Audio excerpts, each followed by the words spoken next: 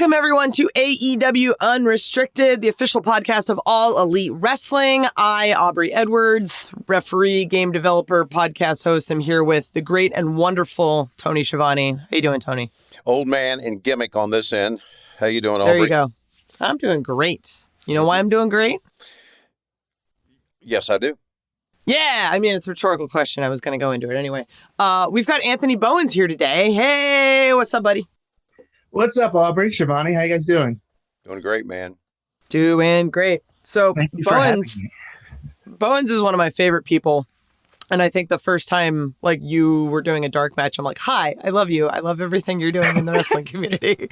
It's like, you don't know me yet, but I'm just going to totally fangirl and mark out right here. So excited to finally get him on the podcast. I'm excited to be on. This is something I've wanted to do for a little while. So we finally made it happen and I'm thrilled. Well, Anthony, it's great to have you here. You have been the IWF Junior Heavyweight Champion, Wrestle Pro Champion three times. You made your debut in October in 2020 when AEW. Who first approached you about AEW doing a match and being on Dark with us? So coming to AEW was a bit of a journey, and it took a little bit longer because of the pandemic. So Once the company opened up, I kind of switched my focus to trying to get here. And around, I think it was February of 2020, Sean Spears was having the search for Spear, or the perfect partner search. I sent in a promo and made, I guess, the top three. And I was very excited about it because Blood and Guts was coming up in Newark, New Jersey, which is about 10 minutes away from my house. Right. Found that I was booked for the show. So I figured, hey, this might be my opportunity to, show the world, show AEW what I can do. And unfortunately, 30 minutes after I got that phone call, they canceled. They canceled every single show due to the pandemic, which obviously there was more important things going on in the world, but I was extremely bummed. Then I was supposed to come down in June, and then the cases started rising again. So that trip got canceled. And then it got to the point where I was like, you know what? I just have to take a chance, and I need to get down there. I ended up texting QT Marshall, and I was like, I know you keep booking me and everything keeps going wrong, but like, I need to get down there. If there's any opportunity for me to come in October, please, I'd love to be there. And I made it work. I came down, and the rest is history. Didn't take long, did it? You were signed a month later, right? Right after your first match? So I never really went into specifics about what technically happened. So essentially, exclusive breaking news. I did the dark match, and the next day I was approached by NXT about coming down there. Whoa! Yeah, after they ghosted me for 3 years. Yeah, as is normal. I didn't hear anything back from AEW directly after the match because sometimes Dark airs about a week or two afterwards, or at least in the pandemic world. And I said yes. And somehow that trickled back to Tony Khan. Tony found out about it and then brought me down there the week later. I had a long conversation with him and my tag team partner. And the next thing you know, I'm with AEW, which is where I wanted to be in the first place. And hooray! There's a ton of, life happenings in there that made the decision a lot easier. But there was a very anxiety-filled 2 weeks trying to figure out, honestly, being in a great situation, I guess, where every wrestler wants to be in, but it was one of the most anxiety-induced 2 weeks I've ever had in my life, but I made the right decision, and I'm so excited to be in AEW. I imagine it's one of those cases where you're like, oh my God, everything is so stressful and awful, and I feel terrible and filled with anxiety, but ultimately it's like the two major wrestling companies in the world are offering you jobs, and you feel like, oh, I can't really, I know I would be in that situation where it's like, I can't really complain about this right now because it's like the best of both worlds. But at the same time, why do I feel like shit? And my stomach is constantly wanting to make me vomit. So exactly. I feel you. I feel you on this one. So is there anything you did like once you like signed celebration wise? You seem like a guy that's like super jacked and cares about what he eats and stuff. And I'm like, I want to hear if like you ate ice cream and whatnot. No, my diet honestly consists of just Chipotle and honestly, catering kind of gets me to go crazy a little bit with all the treats afterwards. But other than that, I don't really go that crazy. But if I do, I'm a psychopath, and I'll end up at the gym the next day for like 2 hours trying to burn off everything from the night before. Wait, what was the first part of the question?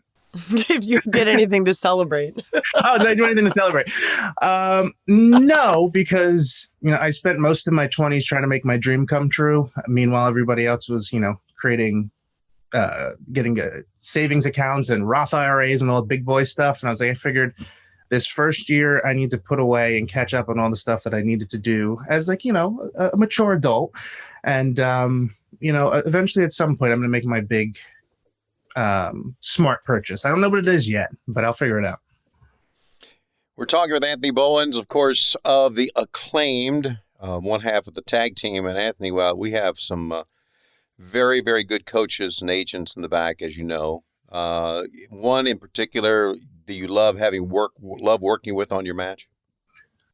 Honestly, all of them, because I'm learning something different and from a different perspective every time, we have a match. I've learned a lot sitting down. They weren't coaches, but I've learned a lot sitting down with FTR and doing tape study because coming into AEW, I was just a singles wrestler. I hadn't tagged since maybe my first or second year of my career. Everything else has just been focused on being a solo star. So then coming into one of the deepest and the best tag team division in the world, I was a bit overwhelmed in the sense of trying to figure out, one, how do I keep up with these guys? And two, there's not to get too specific, but there's different psychology in terms of tag team wrestling. There's other elements and layers that you have to learn and you have to figure out.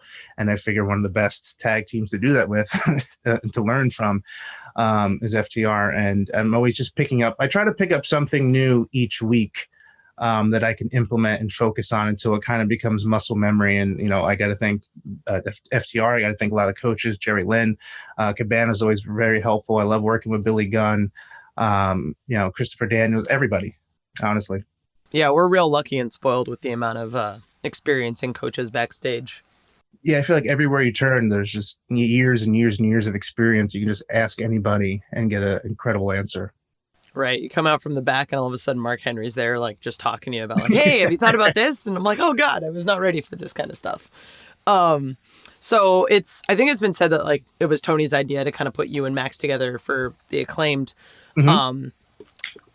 What was your idea when what was your feelings when that idea was first pitched to you? First of all, excitement, because, one of the things that I didn't have coming in was like an established kind of TV ready character. I had everything else, but I was just trying to figure out what I can kind of,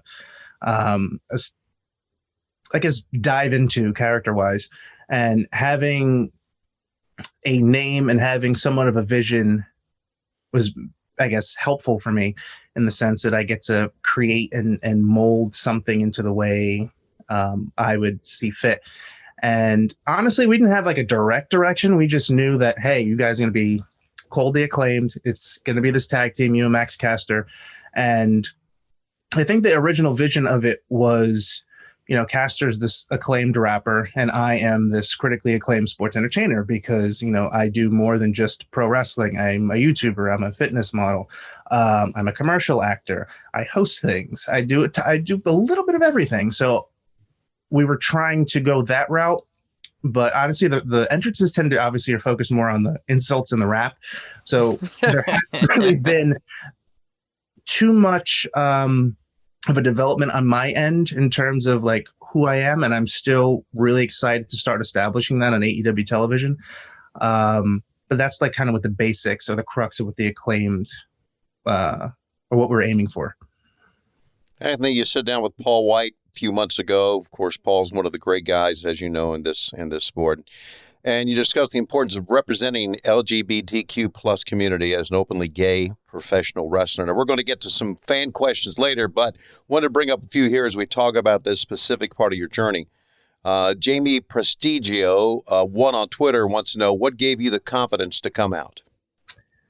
So that was about 8 or 9 years in the making, because there was a very deep, I don't want to say too dark, but it was a dark period where I was trying to one, figuring myself out because I was very confused. And two, there's that overwhelming fear and anxiety of, people other than my family or friends finding out, because at the time, I don't want to say wrestling wasn't as progressive. I guess I could say that. It wasn't as progressive as it was now.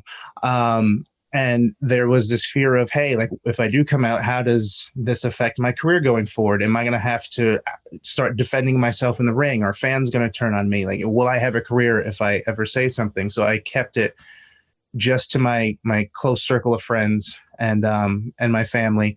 And then in 2016, I met my boyfriend, Michael, who we've been dating for 5 years now at this point. So I started dating him in secret, which in my opinion was unfair to him, but to his credit, he, stuck with me enough to, or cared about me enough to go through that. And I told him it wouldn't last forever. I just needed to figure out when the time was right. And then by the end of that year happened, Michael wanted to do a YouTube video. And at the time I was like, nope, that's not happening, because I didn't think, like, I don't want anybody to see this. And I saw how disappointed he was, and like, he never ever forced anything on me, but that kind of broke my heart seeing that in his face. And I was like, you know what? No one's ever going to see this video. He's got like 10 subscribers. Let's just put it out there. So I did it. We had fun. It was a video called The Laughing Challenge, where you watch a funny video. You pour water in your mouth, like to the point where it's full, and you watch a funny video. The first one to spit out the water loses. Very silly. Ended up being a really cute video. But a couple months down the line, one of my one of the other wrestlers, Damian Gibbs, who's one, messaged me. He's like, "Dude, why didn't you tell me?" And I knew what he was talking about. I tried to kayfabe it. Didn't work. What are you talking about? I don't know. But he was like, "We all saw the video. Like, we don't care. We wish you would have told us. It doesn't change a thing. We respect you. We love you." And then once I saw that, like, my quote unquote, my coworkers don't care. My family supports me. My friends support me. I have a wonderful boyfriend, a wonderful relationship. Like, I have all that I need. I really don't care what anybody else thinks. And then from a wrestling perspective, I had, this unique platform to try and create change and create awareness for all this stuff, and people who, struggled and feel the same way that I do. Maybe I can connect with them in some sort of way. So I just figured it was the right time. I didn't tell anybody that I was going to do this. Ended up being at Mike and I went to a game night with a couple other couples. And I was just sitting there. I just felt right. I picked up my phone. I put up a little status on Facebook, turned off my phone because I was scared. I threw it away. And then 45 minutes later, I was like, Michael, go check your phone. And he saw the relationship request on Facebook, and he started geeking out, and I started crying. And then it was really nice. Oh, that's adorable. I love it. We have another question from Trill Mexican 305 on Twitter. What advice would you give anyone who feels like they can't be themselves because of fear of what others may think? Typically I say screw them, because your happiness needs to come first. I've never been happier. I think it's the best decision I've ever made in terms of creating stronger bonds with the people that are around me, and just overall making me confident as a person. I think that kind of bled over to wrestling as well. Like, once I let down those walls and was just more confident being myself, everything just felt more natural. But at the same time, it's always hard for me giving that advice, and I have to watch what I say, because I recognize that I'm very, very lucky. I live in an area that's, super, I guess, accepting. I have an accepting family and friends, and not everybody is fortunate enough to be in that scenario, or they may live in spots where, being themselves might be against the law, or it might be a crime, or there's, people who are out there looking to harass you and such. So it makes me a bit nervous sometimes saying, hey, go out there and just be yourself. And if they get harmed, I feel, not that I feel responsible, but it's just hard for me sometimes. But generally, I think being yourself and putting yourself out there and surrounding yourself with love and people who care about you is the best way to go. And it's one of the best decisions I personally ever made. Talking with Anthony Bowens of the Acclaimed, one of the great athletes we have here in AEW. And next, we'll talk about some other athletic abilities he has had on the baseball diamond. Let's keep making them happy.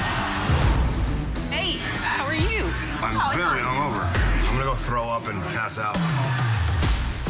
Cody's friends definitely outwear their welcome. Turn me up, turn me up, turn me up. Never. I know Brandi worries that I take too much on. You're prioritizing other things over the baby. This is gonna be the craziest year of our lives. We gonna fly straight to the top.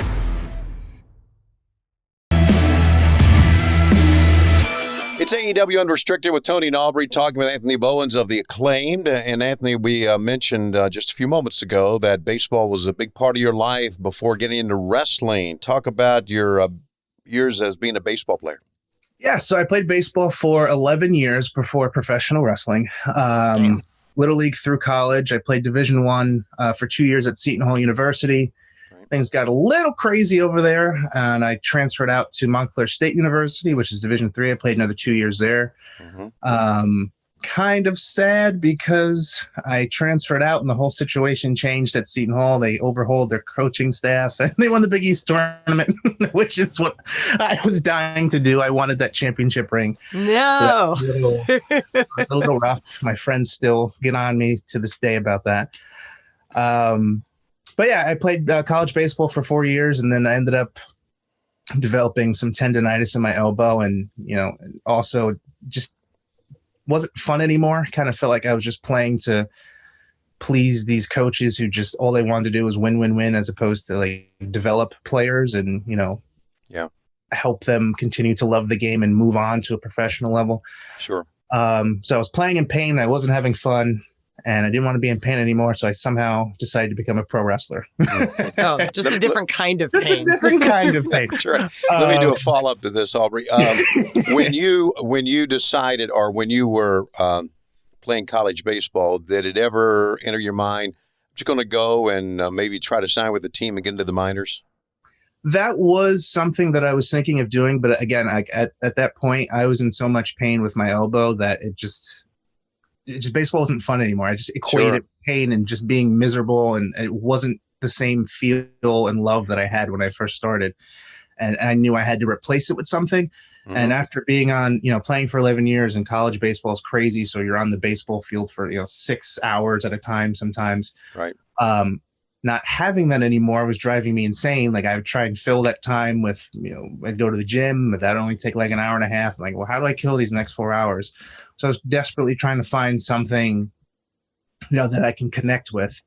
And one night before, I forgot what hurricane it was, but whatever it was, it delayed my friends going back to college. And my friend Nico, who has actually appeared on some AEW stuff as I don't know if you've seen it, as Chris Jericho's cousin, Gino Jericho from New Jersey.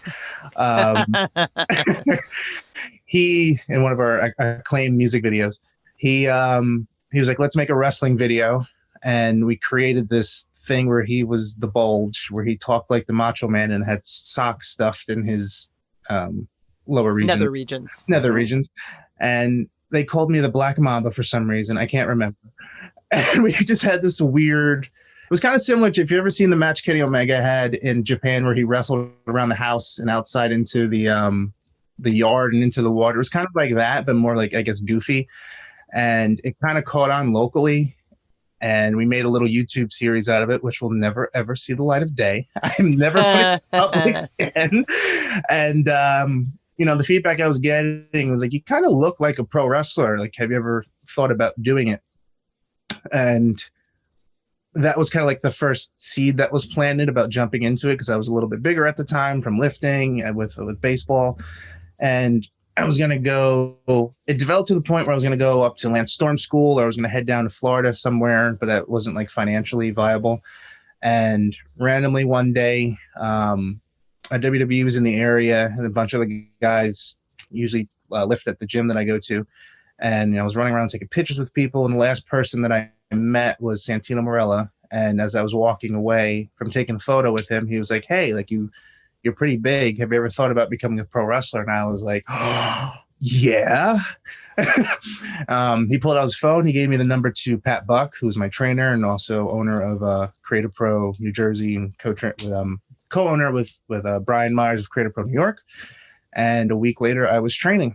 And 8 years later, I made my dream come true. So were you a fan growing up?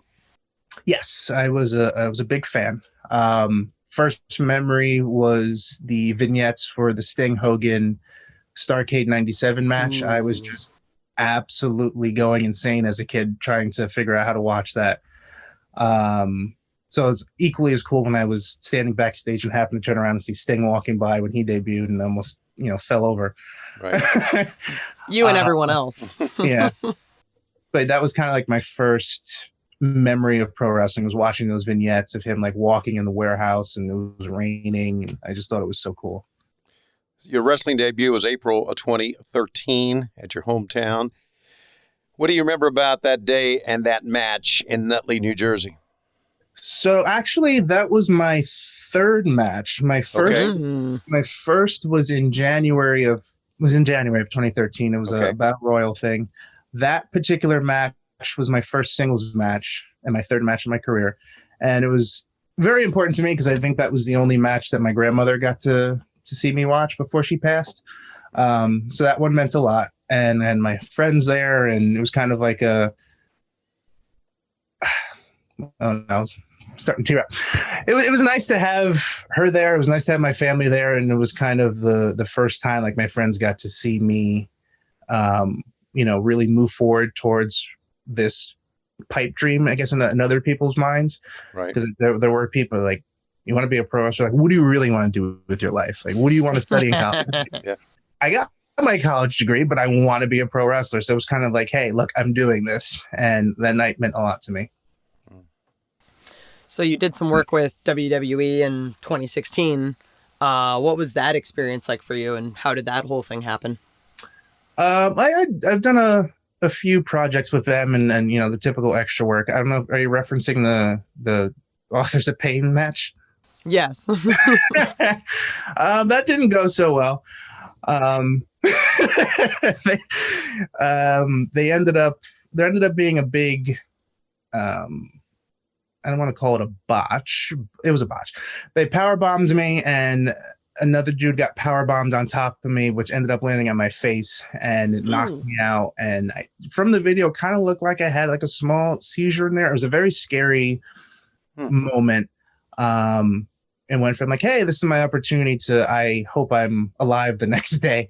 Right. So that was one of my only opportunities I had in ring with them. I did a bunch of other work in terms of like commercial stuff, and then I had 2 tryouts with them. I had one at the Arnold Classic in 2015 and another one at the Performance Center. And that's what kind of led to that whole situation I explained before, where they said that I was in line for an opportunity to be signed in 2017, and then I didn't hear from them for 3 years.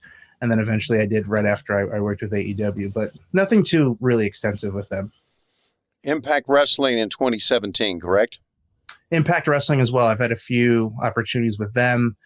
How was that? It was fun. I got to, one of my favorite matches was with Eli Drake. We got to do a little main event spot there when they were doing a lot of partnerships with a lot of local indies, and WrestlePro New Jersey, which is my home company, has a good relationship with Impact. So anytime Impact was in the area, we were doing something special with them, or we were at their events. So I always had a fun time being there as well. So before we go to break, I want to definitely talk about Michael and Anthony, your YouTube channel. I think you guys just passed 200,000 subscribers, so congratulations. Yeah. Huge accomplishment. I was actually a fan of these videos prior to getting the chance to work with you backstage. And one of the things I absolutely love is your spoofs of 90 Day Fiancé. And just like, if anyone hasn't watched these, go to YouTube, watch them. It's the over-the-top nature of like you guys like having pillows or balloons being used extensively to create body shapes of people on the show, and just horrible wigs. And it's like, what made you guys decide you wanted to do 90 Day Fiancé spoofs? So the YouTube channel was created with that first video I mentioned before with the laughing challenge. That video, when I came out, went viral. So that kind of kickstarted the YouTube channel. Then we started doing vlogs. We did like a how we met video, and that video I think hit like 1 million in like 2 weeks or something. So that was like our first. No big deal. No big deal. Whatever. Yeah.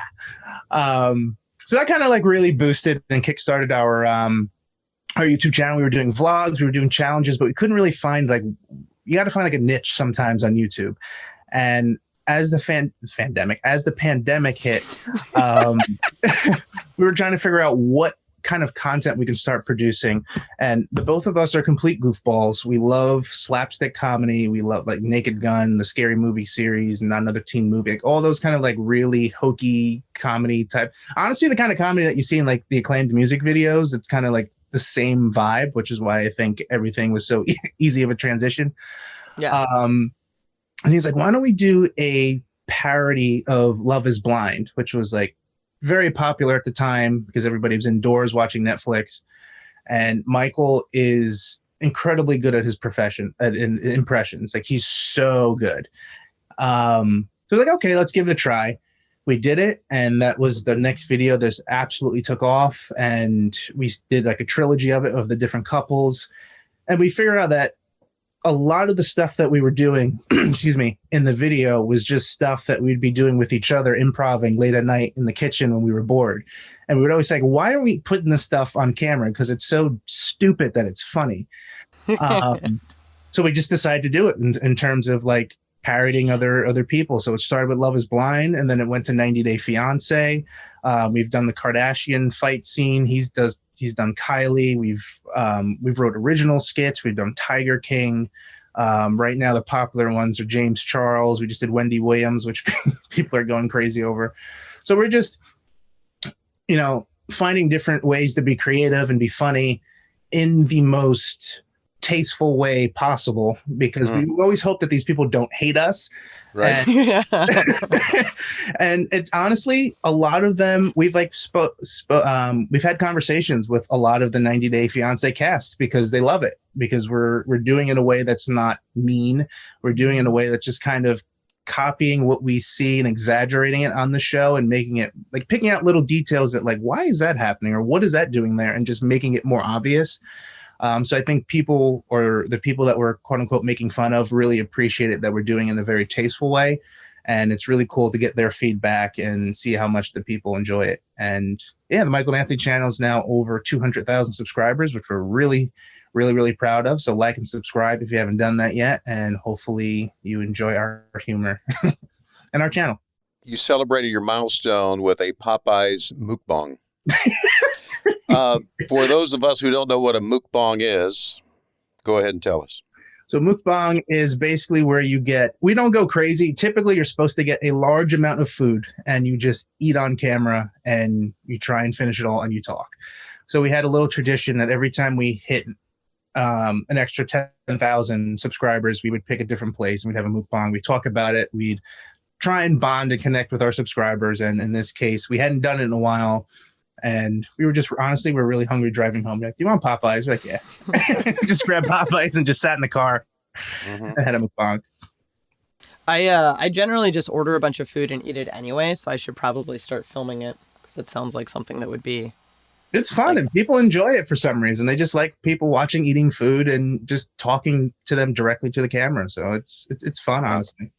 This is one of those things where I'm like, wow, I'm officially old because I just don't understand this shit. I'm just like, why would people watch that? I don't understand, but I don't understand either. We do it. Whatever gets you views, man.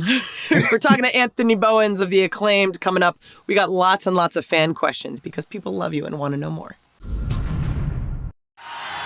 Let's keep making them happy. Hey, how are you? I'm very hungover. I'm gonna go throw up and pass out. Cody's friends definitely out where they're welcome. Turn me up, turn me up, turn me up. Never.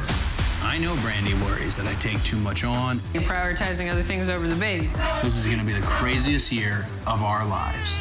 We gonna fly straight to the top.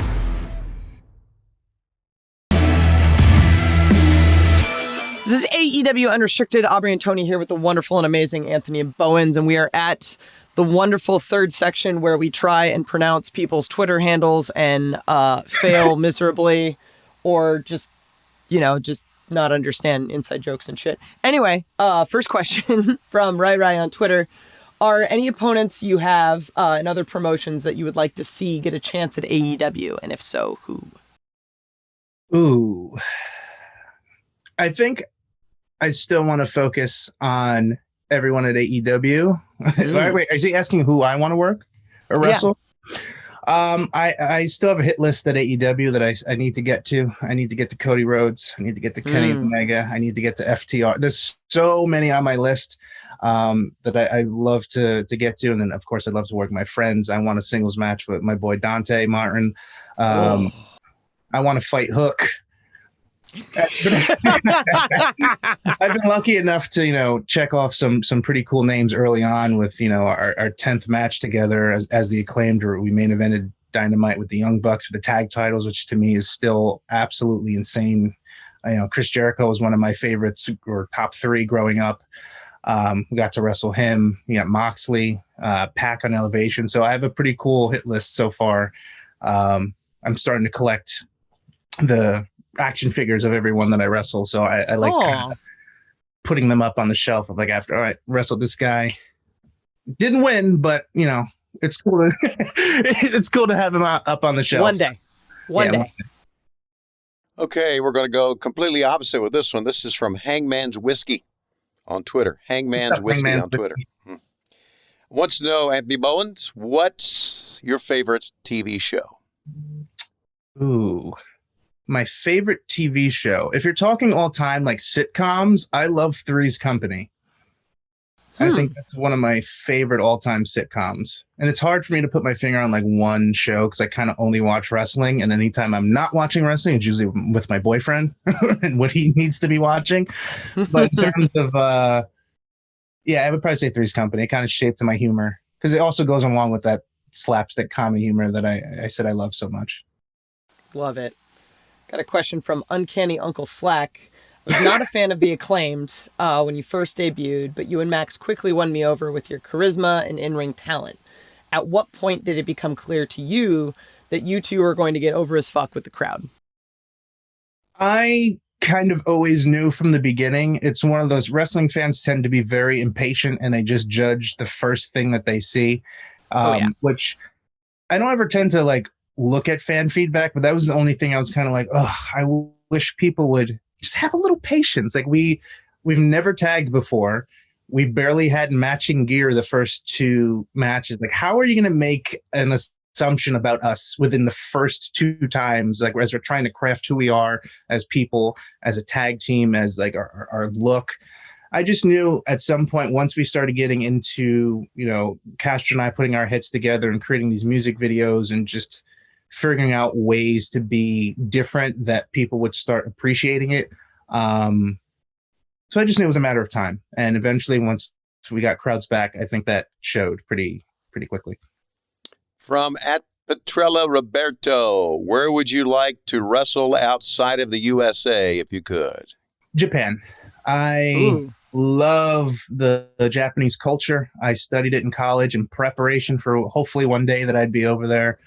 So Japan is number 1 on my list. I've wrestled in England. I guess Canada's international. Those are the 2 places I left the country and wrestled. England was one of the most fun times of my life. I did a 2-week tour there, but Japan is my be all end all spot. Love it. Darren Report on Twitter. What have you enjoyed most about being a part of the Acclaimed? Honestly, I think it's being able to take the elements from the YouTube channel and the fun that I have there and put all of that crazy goofiness into what we do in pro wrestling. I think that made it such an easier transition because Caster's humor is kind of similar in terms of what you see in our music videos is us just sitting there going, wouldn't it be funny if we did this? Yeah, let's just film it. Okay. So it's just me doing the same things, except in a wrestling medium. So that's probably the most fun. And I can't believe I get paid to do it. Right. Ted, the Hillbilly Heel, wants to know, thank you, Ted, for the question and for being a hillbilly, by the way. If you could wrestle any tag team from any era of any year, what tag team would you want to wrestle? Ooh. Tough one, huh? That is a really tough one. There's so many. Honestly, bring me back to the bring me back to the Rock and Roll Express. Yeah. Bring me in, get me into Charlotte and just have me in that kind of territory, just rocking and rolling with them. No pun intended. Every single night, selling out buildings. I think that would be super fun and complimentary to our style. Yeah. Great era, man. Oof. Definitely possible. They're still taking indie bookings. Yeah. Tony. TK. Hey, knock, knock. Hey, this would be great. Just a one-off, no big deal. Ron Wood on Twitter asks, I know you had mentioned FTR being, someone you've learned from a lot, but who are your favorite AEW wrestlers? Men's roster, women's roster, tag team roster? I think Kenny Omega, because I think once I really started getting into the crux of diving deeper into psychology of pro wrestling outside of just the norm, I was watching a lot of his stuff in New Japan and just absolutely being astonished at the stuff that he was able to do with Okada and Naito and all these other people. And I think he's going to eventually be what I would consider my ultimate challenge at AEW. I would love to have an opportunity at some point just to have some time and just go with him. So I think Kenny would be the answer there. All right. Nate Quotes Out of Context. That's at Nate Quotes Out of Context. Wants to know what's your favorite moment so far in your AEW career, if you can pick one moment. Favorite moment. I think it's not so much a moment in the company, but it was the first time my parents got to watch me on national television, which was the match against SCU. Obviously, I wasn't there with them. I was in the ring, but just coming back through the curtain and knowing that my parents, who are so supportive, and if a show was in the 50-mile, 100-mile radius of where they live, they were there watching and supporting me and making sure that I was financially set and supported as I was struggling to live my dream. And they got to, now I'm getting emotional again. They got to sit there and watch me on, TNT work or wrestle. And that means a lot to me. So I think that's probably my favorite part. Excuse me. I'm going to jump in for a minute. One of my favorite moments with you at AEW was, I think it was you and Max versus Joey and Sonny. We had talked a little bit early on about diversity and representation, but there's just sort of this moment of two minorities who identify as LGBTQ sharing the ring at the same time. And it just kind of happened. It wasn't forced and it wasn't part of a storyline.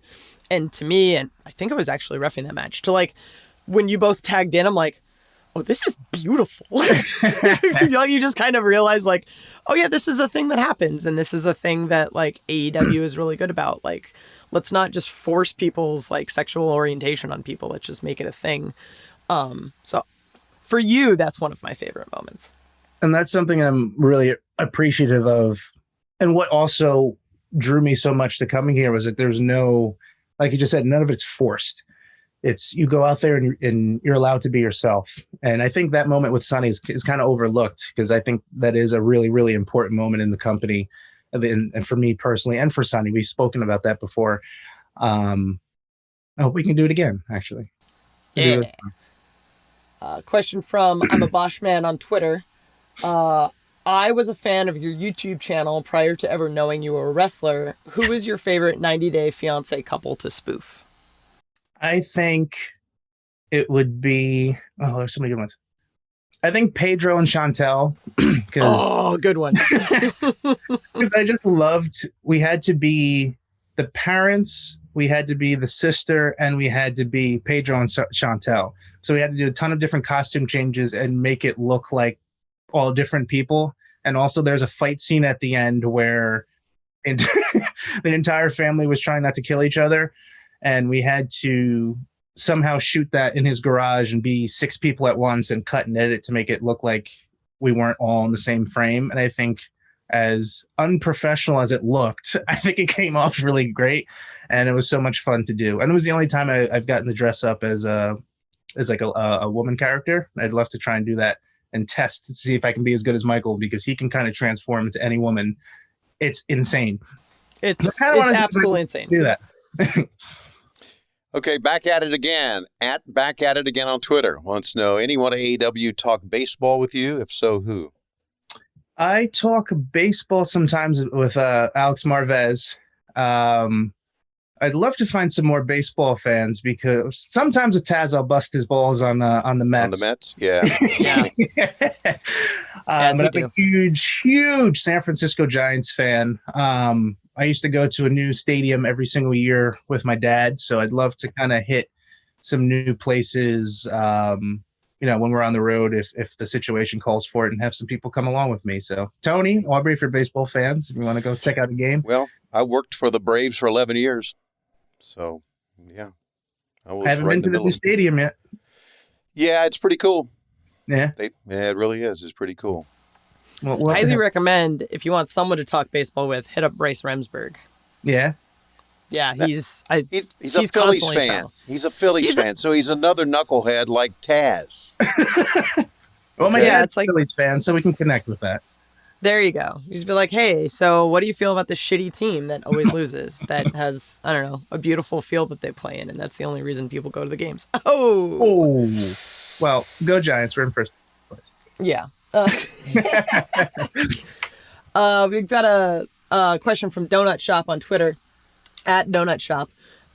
Everyone loves the Acclaim, as you like to tell people, and you're always carrying this boombox. What is your favorite song to listen to at full volume? Ooh, that is another. This is such another hard question because I love music so much. I love all different kinds of genres, and it kind of depends on my mood. I'm a huge Coheed and Cambria fan. I'm a huge Circa Survive fan. Brand New, Silver Sun Pickups, a lot of kind of like punk rock, grunge rock, psychedelic rock. So I can't really put my finger on one song, but any one of those bands just blasting at the gym kind of gets me going. Love it. Sorry, I can't answer more specifically.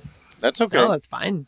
Joey G. Dude on Twitter. Pineapple on pizza, yes or no? Absolutely not. Thank you. This is why we're friends. That question should have been deleted. Yeah. Cold fruit does not belong on warm pizza. Just it doesn't make any sense. Another food question. Lots of food questions.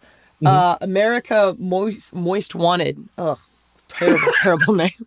Moist is like the worst word in the English dictionary, because just saying it just feels weird. Moist. Anyway, good question from Moist Wanted. Chocolate chip or mint chocolate chip? I'm going to go chocolate chip. Okay. Only because my dad always had it. If I had like a weird experience as a kid, expecting one thing but getting another, to this day I still hate it. I didn't know what I was expecting trying to eat my dad's ice cream, but it just wasn't my vibe as a kid, and I refused to eat it to this day. Same thing with like Dr. Pepper. I thought it was a Coke. Took one sip of it and just won't drink it to this day. Wow. My favorite meal is pineapple on pizza and Dr. Pepper. Oh, no, I'm kidding. Tony. I'm going to have to hang up, Tony. Okay. Phantom Planet 714 floor. Phantom Planet 714 floor. Guys, where do you get this stuff to name yourself with? Wants to know, Anthony, he's got a two-part question here. What's your favorite post-workout meal? And then what is your favorite cheat meal? Favorite post-workout meal is always Chipotle. I am obsessed with Chipotle. That's your favorite meal? Like just meal, just remove workout. Sponsor me. I'm serious. I think I have a burrito every day for lunch from Chipotle. And then as far as cheat meal, usually if I'm going to a new restaurant or I'm going to a different city, I'm either trying the bacon cheeseburger, which is very fattening, the ribs. And if I'm trying to stay somewhat healthy, I'll get like a nice steak, potatoes and such. But cheat meal is definitely like a bacon cheeseburger. Oh, yes. Anthony, thank you so much for being here today. This was wonderful. Thank you for having me. This was fun. Thank you, Anthony Bowens. You can follow him on Instagram and Twitter at Bowens_official. Check out his YouTube channel, as we've talked about. Michael and Anthony, now over 200,000 subscribers. Good job on that. And what about our podcast, Aubrey? You can listen to our podcast, new episodes every Thursday on your favorite podcast platforms. Make sure you like, subscribe, download all of the actions that come along with podcasts. And then if you prefer to consume podcasts with your eyeballs, we have YouTube versions that come out every Monday. Just search for AEW Unrestricted on YouTube. Absolutely. And don't forget, we have Elevation Monday nights. We have Dark on Tuesday nights, but then we get into TNT, Aubrey. We get TNT on Wednesday night, Dynamite, 8 o'clock, 7 Central. And then now TNT Friday night, Rampage, 10 p.m., 9 Central. This is crazy. We're on TV almost every day of the week. That's right. Anthony, thanks again for being with us. My name is Tony Schiavone. My name is Aubrey Edwards. Thank you so much for listening.